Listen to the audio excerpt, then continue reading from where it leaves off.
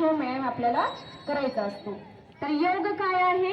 आपल्या शारीरिक आपल्याला मजबूत बनवायचं असतं आणि त्याच्यासोबत आपल्याला मेंटलीही मजबूत बनायचं असतं. शारीरिक, मानसिक, आपला बौद्धिक विकास करायचा असतो. म्हणून चला आता श्वास घेत मागे पुढे करा हातांचे आपले हे. तर योग काय शिकवतो?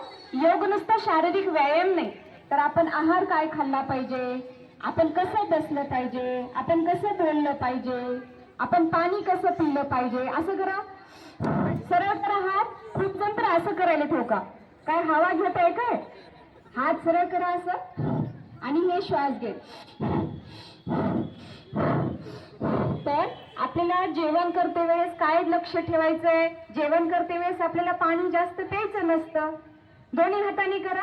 समोर बसलेली मुलगी कसं करते, समोर बसल्या सरळ करा, श्वास घेत.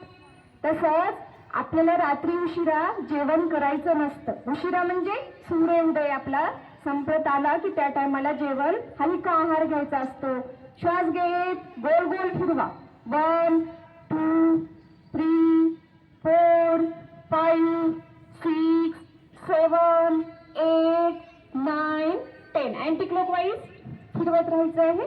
1 2 3 4 5 6